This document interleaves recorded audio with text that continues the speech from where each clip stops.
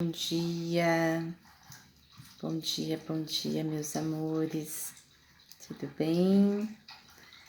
Estamos bem também?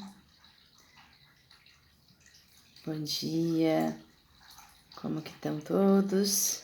Espero que bem, graças a Deus, né? Começando mais uma manhã, com a glória do Pai. Vamos dar sequência no nosso estudo. Hoje a gente vai fazer as notas explicativas aí, né? A leitura do capítulo 10 do Evangelho de Marcos. Oremos. Pai amado, que nesse momento, Senhor, derrame sobre nós bênçãos de gratidão, de fé, de esperança e amor. Que possamos, assim, continuar esse estudo, trazendo o conhecimento e os esclarecimentos com a sua sabedoria para nossos caminhos, diante dos vossos ensinamentos. Que Jesus esteja conosco e os anjos do Senhor possam, assim, visitar o nosso lar nesse momento. Em nome de Jesus, amém. Amém, meus amores? Então, capítulo 10. Instrução sobre o discipulado, divórcio, riqueza e humildade. Jesus continua a instrução no contexto da controvérsia com os seus oponentes e das discussões com os seus discípulos, tratando primeiramente do tema do divórcio. Seu encontro com o jovem rico a seguir revela que a riqueza pode ser uma barreira para entrar no reino de Deus. A terceira predição da morte e ressurreição de Jesus, versos 33 e 34, é seguida por uma instrução sobre humildade, culminando com a afirmação de Jesus sobre sua expiação substitutiva, verso 45. Por fim, perto da cidade de Jericó, Jesus cura o cego Bartimeu. 10:1. Saindo dali, Jesus põe-se a caminho da sua última viagem da Galiléia para Jerusalém, versos 17, 32, 46, 11 1. Ele retorna à região de Jericó, ao norte, onde havia começado seu ministério. Ele mantém o foco no seu ministério de ensino segundo seu costume. 10:2. Os oponentes farisaicos de Jesus, mais uma vez, se aproximaram e o puseram à prova. Compare 8:11, 12:15, com uma pergunta, desta vez, a respeito da legalidade do divórcio. Se era lícito ao marido repudiar a sua mulher. Eles têm a esperança de desmascará-lo, revelando-o como um oponente da lei de Moisés. Compare nota Mateus 19:3. 10:4. Carta de divórcio se refere às disposições sobre o divórcio em Deuteronômios 24:1-4. 10:5-6. Jesus enfatiza a volta do casamento como um relacionamento permanente entre um homem e uma mulher, ao propósito de Deus no princípio da criação. Gênesis 1:27, 2:24, Êxodo 20:14. As regulamentações de Moisés sobre o divórcio, Deuteronômios 24:1-3, não faziam parte do plano original, princípio de Deus, mas foram instituídas por causa da dureza do coração de vocês. Veja a nota Mateus 19:8. 10:10-11. Em casa, Jesus mais uma vez dá instruções complementares aos seus discípulos. Em particular, compare 14:10, 9:33. Quem repudiar a sua mulher e casar com outra. Aqui em Lucas 16:18, Jesus não inclui a frase exceto em caso de relações sexuais ilícitas, como em Mateus 5:32, 19, 9. A razão mais provável para isso é que não havia disputa ou desacordo entre os judeus, nem entre a cultura grega e romana, de que o adultério era um motivo legítimo para o divórcio. Portanto, Jesus não está abordando esta questão aqui. As disputas eram sobre as outras muitas causas do divórcio, de modo que Jesus fez uma declaração geral sobre todas as outras causas, sem especificar explicitamente aquilo que todos já concordavam ser verdade.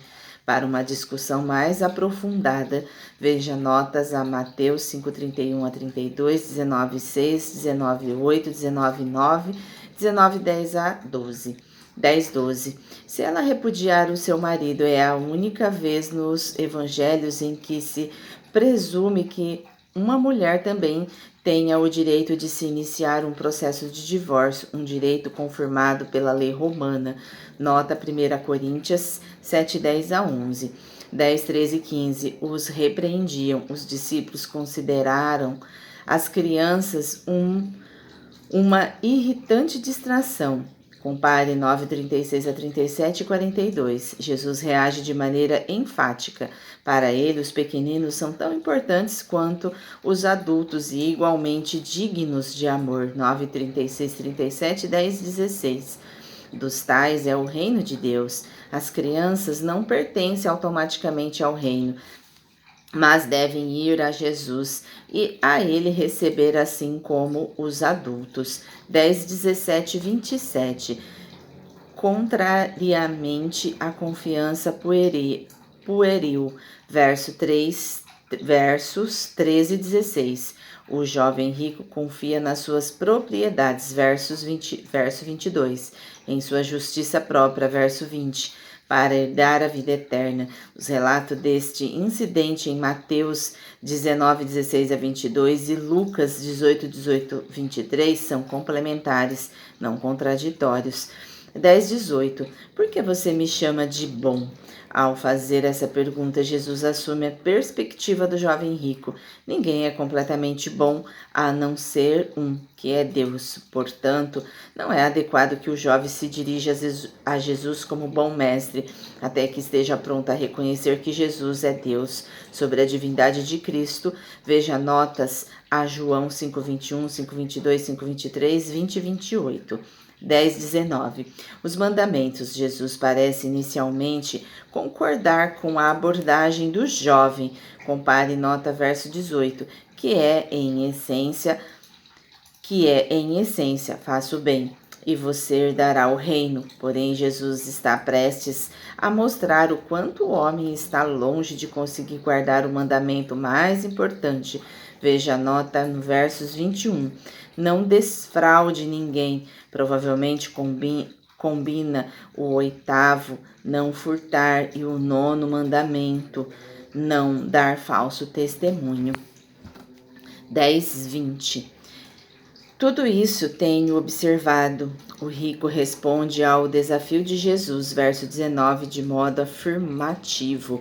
Compare Paulo antes da sua conversão, Filipe 3,6. De uma perspectiva humana, sua resposta é plausível, no entanto, quando a justiça de Deus lança sua luz sobre a condição humana.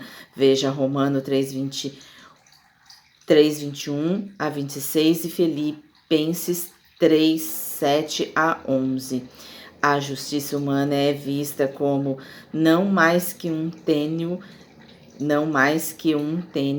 disfarce para hostilidades básicas da humanidade para com Deus. Colossenses 1:21. 10:21. Jesus com amor. Jesus fala amorosamente ao coração do homem. Só uma coisa falta a você. O homem substituiu a confiança direta em Deus e sua recompensa, tesouro no céu, pelas riquezas terrenas. Assim, ele não cumpre o primeiro mandamento. Não tenha outros deuses diante de mim. Êxodo 23. Isso não quer dizer que cada discípulo de Cristo deve vender tudo o que tem. Significa antes que o coração deve estar focado em Deus e todos os bens submetidos a Ele, com a consequência de que os bens serão usados como uma forma de mordomia. 10:22. Retirou-se triste. O verdadeiro estado do homem foi exposto, mas ele não se arrepende. 10:23. Como é difícil, os bens materiais podem ser uma perigosa ferramenta para reforçar a autossuficiência e independência de Deus. 10:24. Os discípulos estranharam essas palavras, pois pelo menos alguns deles tinham bens, tal como Pedro, que era pescador. 10:25. Todo aquele que confia nas riquezas como um substituto idolatra para Deus. Mateus 6:24. Não pode entrar no reino de Deus. Sua disposição de vida é diametralmente oposta a submeter-se à vontade de Deus. A hipérbole de um grande camelo tendo de passar pelo pequeno fundo de uma agulha, enfatiza que tal coisa é humanamente impossível. Todavia, veja Marcos 10:27, para outras hipérboles no ensino de Jesus. Veja Mateus 7:3-5, 23-24, sobre fundo de uma agulha. Veja a nota Mateus 19:24.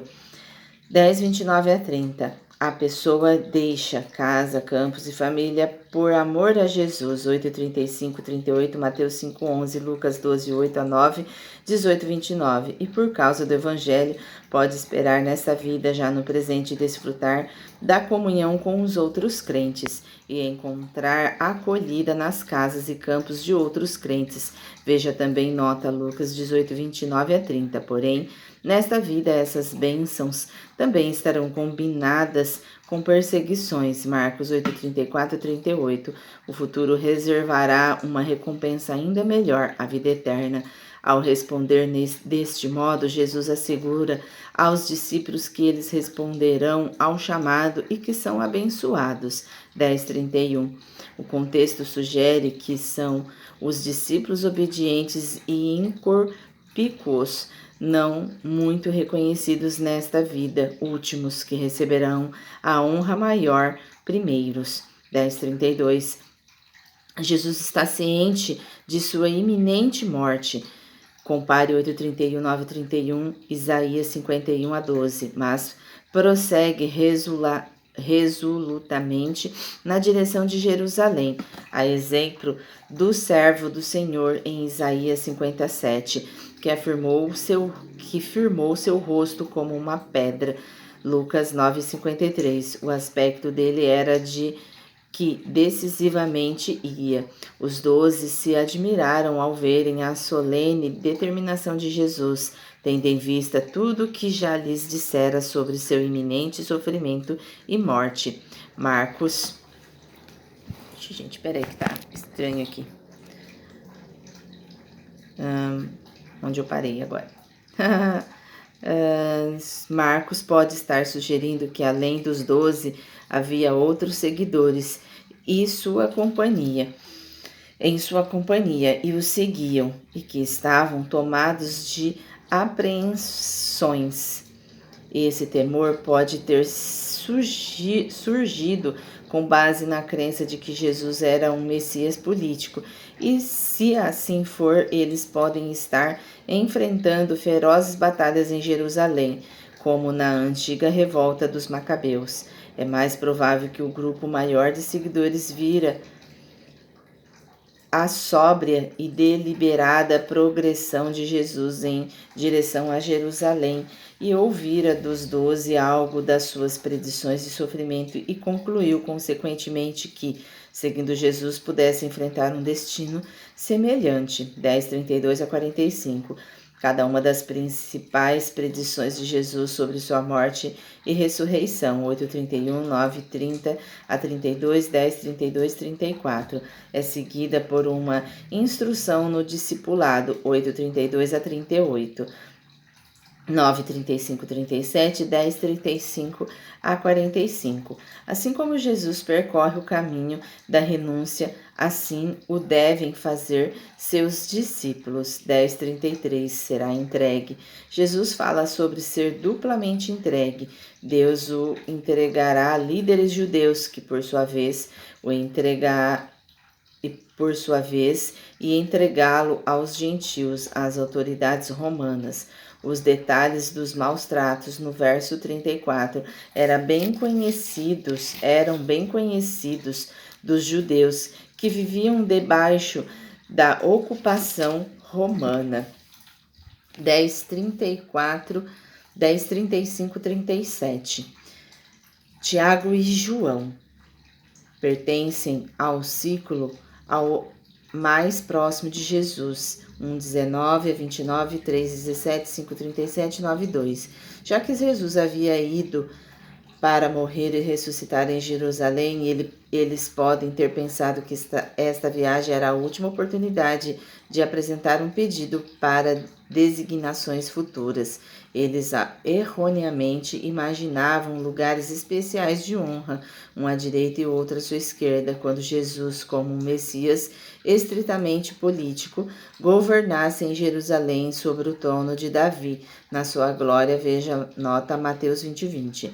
10:38, haveria de fato um tempo futuro de glória, 8:38, 13:26, mas o caminho seria por meio de juízo divino e severo para Jesus. O cálice que ele havia de beber era o cálice da ira de Deus a ser derramado sobre ele, carregando a ira de Deus em lugar da humanidade pecadora.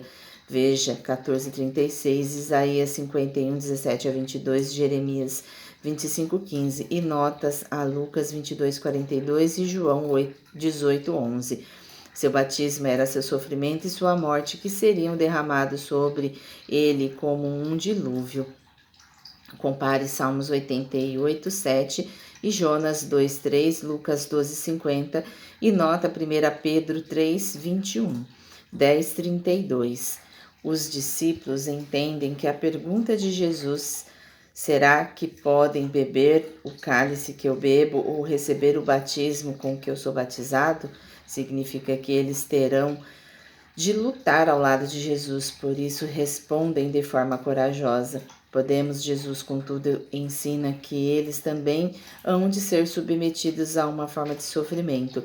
Vocês receberão o batismo, apenas Jesus suportará o juízo divino de um modo substitutível. Verso 45. Já o sofrimento dos discípulos será para a própria purificação deles e para a glória de Deus. 8:34-38, 1 Pedro 4:13. 10:40. Não me compete concedê-lo, embora Jesus seja plenamente Deus, ainda existem diferenças de autoridade dentro da Trindade. Compare nota João 3:35 e o Filho ao longo da Escritura está sempre sujeito à autoridade e direção do Pai, que por fim vai determinar quem exatamente recebe tais posições de honra. Jesus se submete à autoridade de seu Pai Celestial e interfere que ele próprio será exaltado. 10:41. Os outros discípulos começaram a ficar indignados com Tiago e João, talvez por ciúmes ou devido à ambição que também tinham. Versos 42-45. 10:42. Os discípulos devem ser caracterizados pela humildade do serviço e não por quererem ter autoridade sobre aqueles pelos quais são responsáveis. Jesus não renega todo o uso de autoridade humana, compare Mateus 16:19, 18, mas expõe o abuso opressor. 10:43. Se coloque a serviço dos outros. A liderança entre o povo de Deus deve ser caracterizada por servir as pessoas e agir pelos seus melhores interesses, não por presumir que as pessoas devem servir aos líderes. Esses princípios não se aplicam somente à liderança na igreja, mas também em todos os relacionamentos. Por exemplo, no governo civil, a autoridade civil deve ser ministro de Deus para teu bem. Romanos 13:14, 1 Samuel 8:11-20, 12:3-5. 10:45. Não veio para ser servido, mas para servir. O governo messiânico de Deus é inaugurado pelo maior exemplo de serviço, a morte de Jesus como expiação substitutiva, resgate por muitos. Levítico 15:14, 6:7, Isaías 52:14, 15, 53:8-12, Marcos 14:24, Romanos 4:25, 1 Coríntios 5:3 e nota 1 Timóteo 2:6. oferecida pelo futuro governante, filho do homem.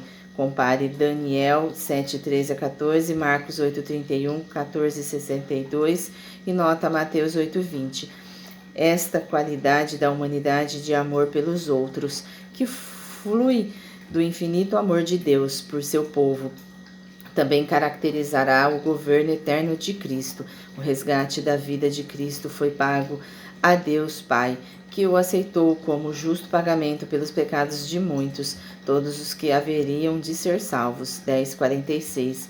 A antiga Jericó, perto da rota de peregrinação para Jerusalém, pode não ter sido povoada na época de Jesus. A Jericó herodiana mais recente estava situada a sudeste da da rota de peregrinação, servindo como ponto de encontro dos peregrinos. Para se chegar a esta nova Jericó, a partir da estrada de peregrinação teria de se percorrer a mesma estrada na ida e na volta. Isso pode explicar as pequenas diferenças entre o relato de Marcos e os de Mateus. Veja de Mateus 20:29 e Lucas 18:35. Também as notas de Mateus 20:29 e Lucas 19:1. A cura ocorre quando Jesus está voltando para a estrada da peregrinação vinda de Jericó.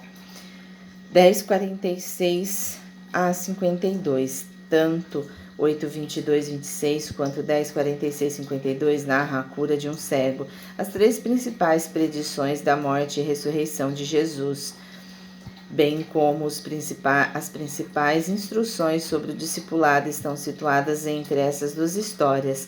Dessa forma, a cegueira dos discípulos a respeito da verdadeira missão de Jesus também está sendo enfatizada, porém, à medida que os ensina, Jesus também está curando esta cegueira espiritual.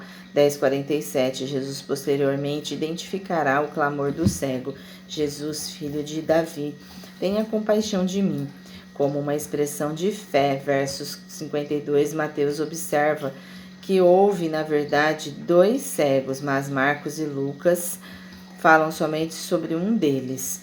Filho de Davi é uma aclamação messiânica. 10:48, muitos o repreendia. Dada a popularidade de Jesus, um cego socialmente insignificante é considerado uma interrupção. 10:49. A atitude de alguns da multidão muda a repreensão, versos 48, para um encorajamento, coragem. Assim que Jesus dedica atenção a Bartimeu, mesmo que fosse enfrentar sofrimento em Jerusalém, Jesus ainda tem consideração pelos marginalizados. Compare versos 43 e 45. 10:51. O que você quer que eu lhe faça? Jesus fez a pergunta óbvia a fim de dar ao cego oportunidade de expressar sua confiança nele. 10:52. Você foi salvo porque teve fé.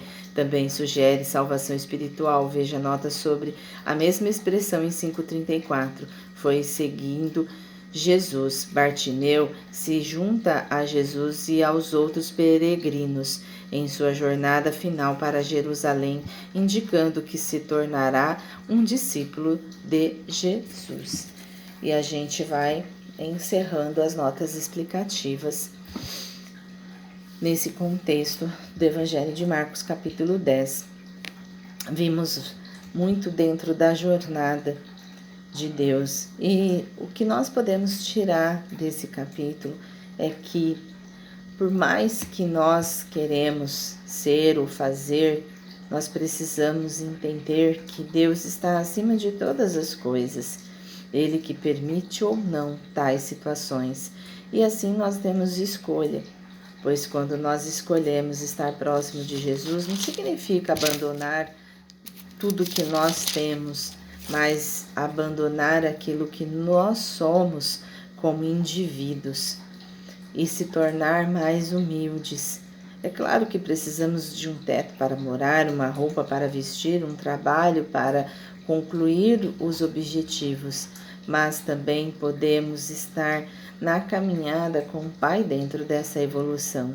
Não é trabalhar somente no físico para ter o melhor celular, o melhor carro, a melhor casa.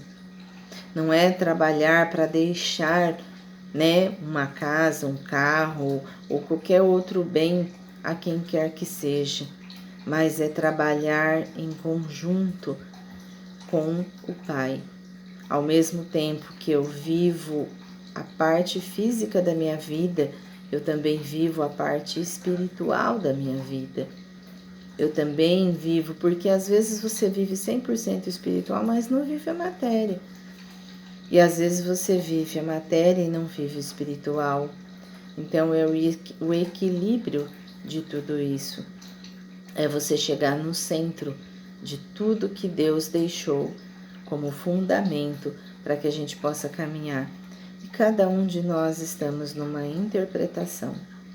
Cada um de nós lemos a Bíblia e interpretamos de várias formas, porque Jesus deixou escrito parábolas para serem decifradas no coração de cada um de nós.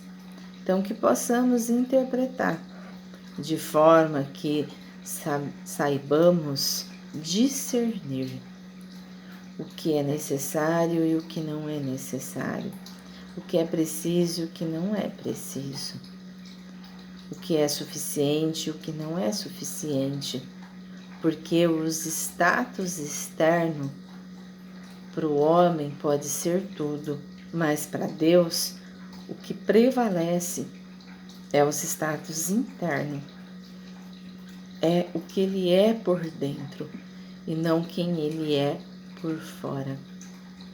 Não adianta nada a gente se mostrar lá fora, sendo que aqui dentro a gente não é nada, a gente não é ninguém.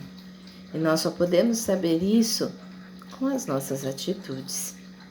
Será que a atitude que nós temos aqui fora é a mesma que temos dentro?